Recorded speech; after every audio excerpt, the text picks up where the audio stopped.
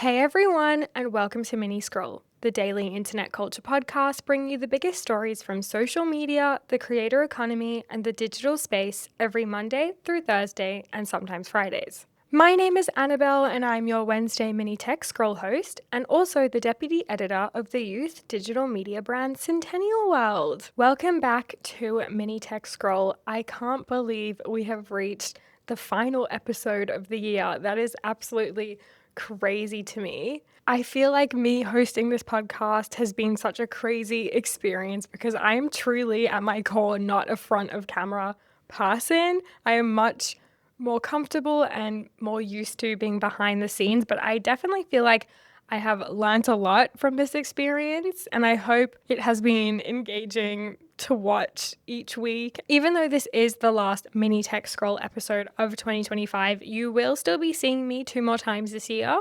Once on Friday and then the next Friday, because I'm in the 2 Infinite Scroll episodes that are concluding the year. It will be different to our typical deep dives. They're much more chatty videos, much more fun, I guess, for the end of the year. But yeah, I really hope you guys like those. We have recorded one so far, and I'm excited to see the result. But yes, as I say every week, if you enjoy this episode, please remember to rate, review, and subscribe and star rate us on Spotify. And let's get into the stories because honestly, this week I have quite a big episode, which I feel like is fun for the final episode of the year, but it's also very Australia heavy. So I hope listeners outside of Australia are okay with that. I hope you guys find it interesting. So the reason why this episode is very Australia focused is because we cannot ignore that today is the day that Australia's world first under-16 social media ban officially begins. I know I've been talking about this one for the past couple of weeks and months, but of course I have some updates. So it's been just over a year since the ban's legislation was officially passed in Parliament, and social media platforms have had between then and now to start rolling out quote unquote reasonable measures to make sure that no one under the age of 16 can make an account or use an account on a variety of platforms. And obviously the decision, as I feel like we all know by this point, was to set a minimum age for social media with the intention of safeguarding the health and well-being of the internet's youngest users. If you are regular listeners of Mini Tech Scroll, you would know that there has been a lot of debate around which social media platforms should be excluded from the ban, with many of the platforms trying to push back against their inclusion. But as the ban comes into effect today, there are 10 platforms on the list, and they are Facebook, Instagram, Threads, X, YouTube, Snapchat, Reddit, Kik, Twitch, and TikTok. As I said last week though, this list is dynamic, so apps and platforms can be added, and I guess there is potential for platforms to be taken off if they limit certain functionalities that they include for teens, but who's to say if they will do that? Anyway, I thought I would first start off with a little bit of an update on how the rollout is going so far. I will say that I am recording this on Wednesday morning, so I definitely think there will be more updates to come, but I thought I would give you the rundown so far. So the platforms have been removing, for lack of a better term, I guess, under 16-year-olds for weeks now. Last week, for example, there were headlines circulating that Meta had already started this process. On top of this, there has been talk of this one 15-year-old boy who has managed to clear Snapchat's visual age check, which feeds into another question we've been asking for months, being how accurate these age verification tools will be. Aside from visual age checks like, taking a selfie and it being submitted to the platform, we know that social media apps are also using age inference technology, where a platform will essentially guess a user's age based on what it already knows about you. So that could be like the type of content you consume, the type of people you interact with, and also how long you've had an account. And they are also actually allowing users to get verification from their banks, which I think is quite interesting. But when I opened social media today, everything was normal for me, which obviously makes sense. I am over 16, even though I get told I look like a child. But TikTok has actually issued a pop-up to everyone in Australia that reads, quote, "Users must now be 16 or older to use TikTok in Australia. We'll use your age information to confirm you're old enough to use TikTok and for other purposes as described in our privacy policy." Even though this pop-up has come through, it is extremely unlikely that all the under 16s across social media, not just TikTok, have been removed. In fact, I have seen this one TikTok gaining traction that was posted yesterday by a user named Ruby. The clip was captioned, "POV, it's December 9th in Australia," which is obviously yesterday, but she used the audio from the video that James Charles posted when the US TikTok ban kicked off in January, if you guys remember. I'll insert the audio here so you can hear it for yourselves. I don't know if you guys can hear me or see me or if this is even going to work. I think I may have found a loophole while the rest of America is banned. Things are not good over here. But the comment section of that TikTok has been absolutely flooded with users checking in and saying that they are still on the platform even though they are under the minimum age. Of course, we can't verify these users' ages, but I think it's fair to assume that not all of the under 16-year-olds have been removed or even will be removed.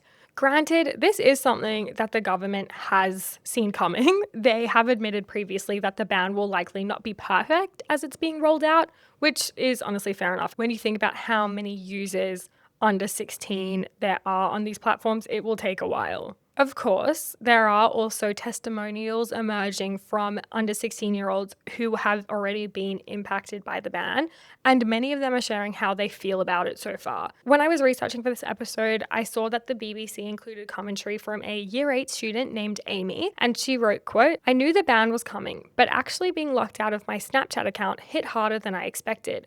When the app asked me to verify my age, I had to choose between bypassing it or staying honest. And desperate to retrieve years of photo memories, I asked my 17-year-old sister to do the face verification. I didn't fully realize what the ban would mean until it actually happened. When it did, I was overwhelmed with panic knowing I'd lose access to Snapchat, TikTok, Instagram, and YouTube, basically all my most used apps. It hit me probably the hardest that YouTube and TikTok, both pillars in my life that I have grown up with, the place I go to everything from maths explanations to get ready with me vlogs, were also going to disappear." I know if this happened to me when I was under 16, I would have been absolutely devastated. As you've probably gathered, I have been extremely chronically online my whole life.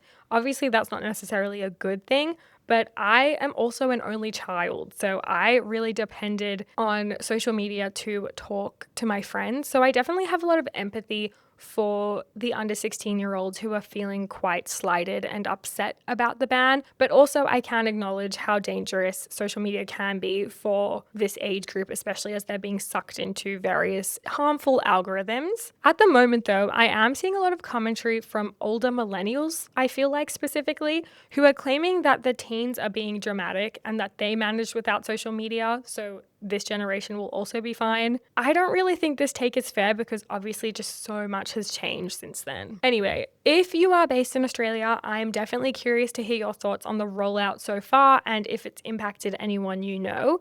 Depending how this all goes, I'm also really curious to see if other countries follow suit, especially because I've seen headlines and articles talking about how the EU specifically is contemplating a similar ban. Apart from the rollout itself, I do have another 2 quick stories related to the ban. The first is that Reddit is preparing to challenge the social media ban in court. As it stands, we don't really have a lot of information on this potential case, but according to reporting from the Australian Financial Review, quote, "Reddit's lawsuit, which could be lodged within days, is expected to be through the High Court of Australia, challenging the restrictions the social media ban imposes to teenagers' implied right of freedom of political communication." So clearly this hasn't been filed yet. So I should add that when the Australian Financial Review did reach out to Reddit, a spokesperson did respond saying, quote, "The only decision we've made is to comply with the law." So I guess there is a possibility that this lawsuit will not be filed. But as for the steps that Reddit have taken, they did share more detail in a post on the r/Reddit safety subreddit, where an admin noted that Australian users will be subject to an age prediction model. Quote, "We'll do this through a new privacy-preserving model designed to better help us protect young users from both holding accounts and accessing adult content before they're old enough. If you're predicted to be under 16, you'll have an opportunity to appeal and verify your age." In the same post, though, there are kind of indications that Reddit isn't fully supportive of the ban. Obviously, I am making inferences here, But as it's written, quote, while we're providing these experiences to meet the law's requirements and to help keep teens safe, we are concerned about the potential implications of laws like Australia's social media minimum age law. We believe strongly in the open internet and the continued accessibility of quality knowledge, information, resources, and community building for everyone, including young people. So I will definitely be keeping an eye on all this to see what happens here. But also, the reason why I wanted to mention the potential Reddit challenge is because I'm curious if over the next few weeks or months, this is something we continue to see more and more, especially because this isn't even the first legal challenge to the ban. Recently, two 15-year-olds publicly challenged the ban in the High Court of Australia. They are actually backed by the Digital Freedom Project, which is a group that's hoping to protect the freedom of political communication online, especially for young people. And reportedly, the court agreed to hear a special case between the group and the government next year. So I guess we'll see what happens with that as well. These two examples, I think, go to show how the ban is continuously being questioned on literally every single front, like moral, political, logistical even. And even though the ban is now in place, I don't think that scrutiny is going to stop anytime soon. And that brings me to the last story I wanted to mention about the under-16s ban today.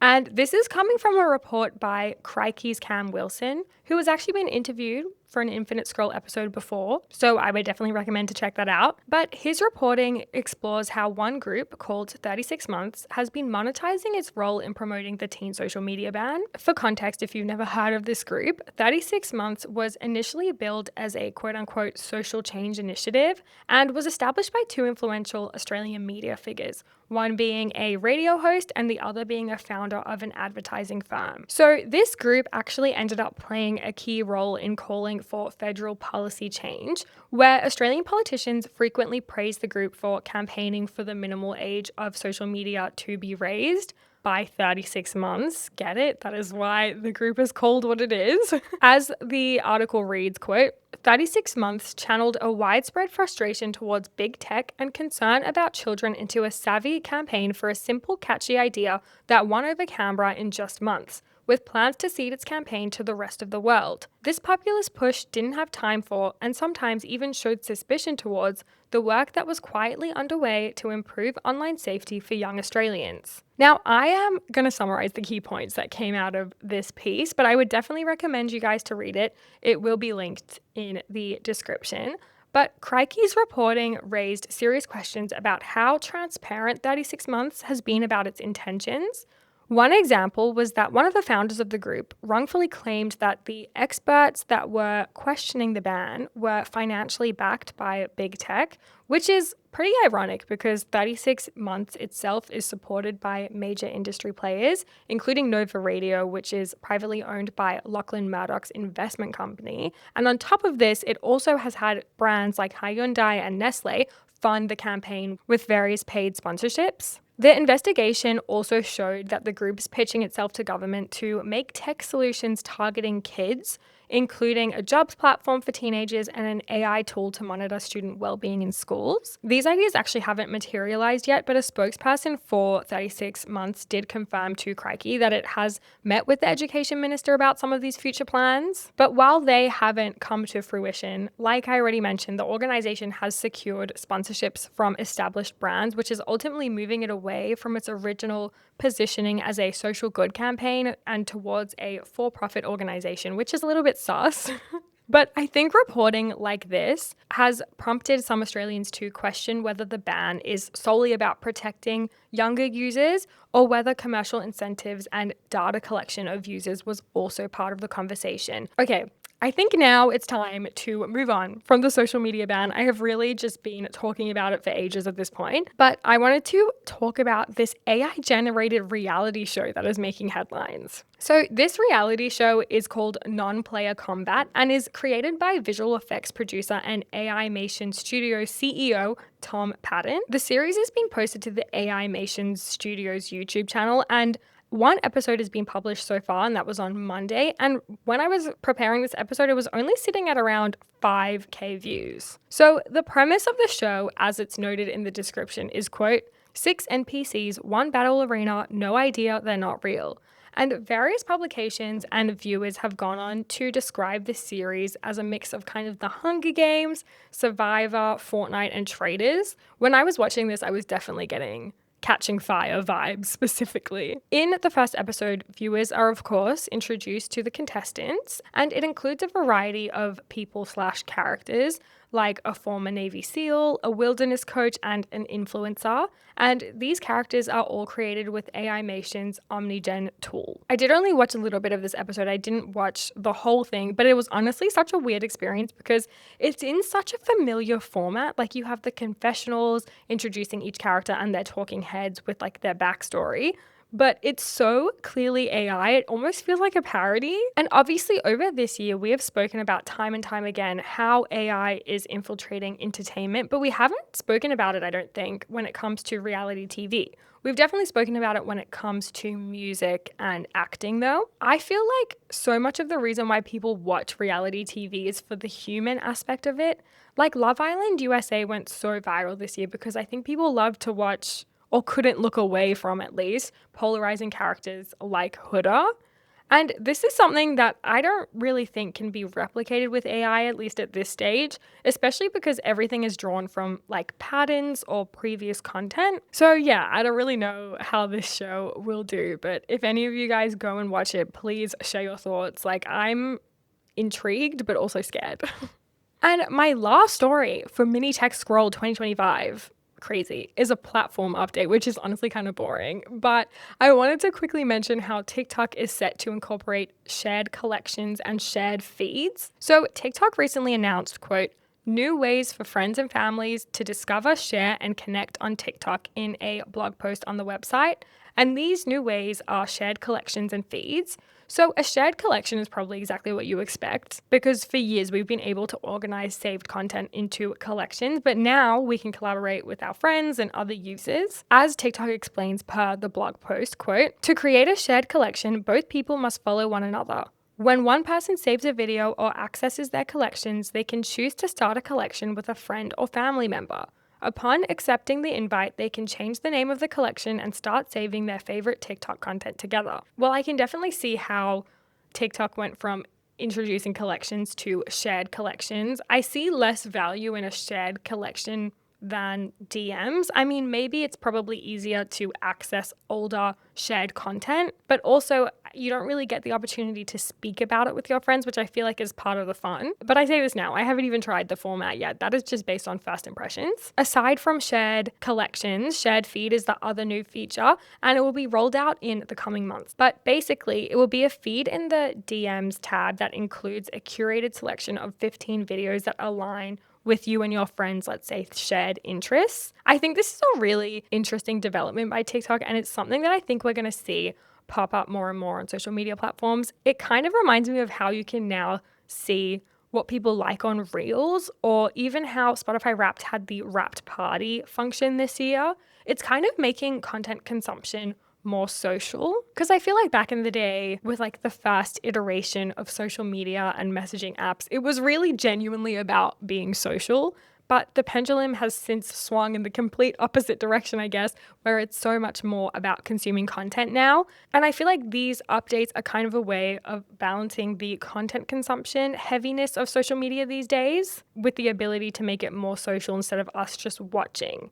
And also an ability to make it social with our friends as opposed to just random commenters. I'm definitely intrigued to see the shared feeds option. I'm interested in seeing what TikTok selects as like a shared interest with me and my friends. Well, that brings us to the ending of Mini Tech Scroll for 2025.